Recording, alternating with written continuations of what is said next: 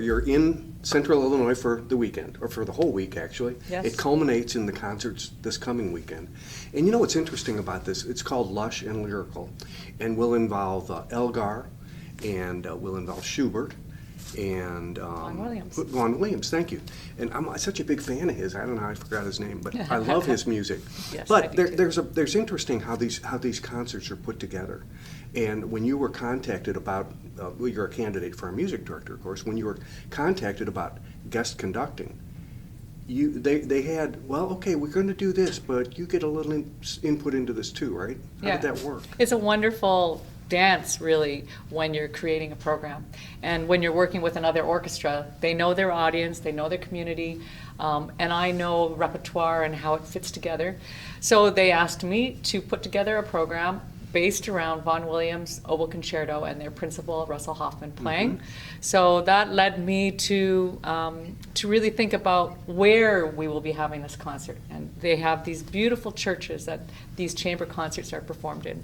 So Schubert Symphony No. 5 came to mind. It's a very lyrical symphony, and it's very sweet in sound. There's no timpani, no drums. It's very light in its orchestration.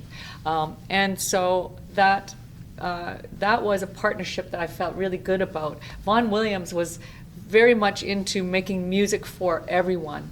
He had folk song in his music. He wanted all people to love music. Mm-hmm. So there's that kind of directness in his music that he's singing to you, and that connects to Schubert. And then Vaughan Williams, of course, connects in an English way to Elgar. And Elgar's opening piece, Introduction and an Allegro for Strings, is a piece that he wrote to be virtuosic and to show off the London Symphony Orchestra strings when it was first premiered.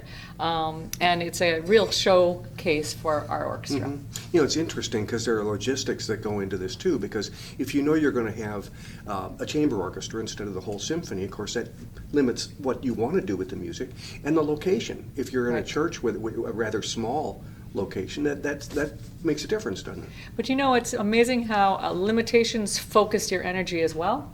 So there's so much fantastic repertoire, so much to draw from, and then once you start to go in a certain direction, that creative process of kind of aligning things together and making a feeling all come about one concert is something I find fascinating, and it's always a lot of fun. Thank you. Tania Miller, she'll be guest conducting this coming weekend.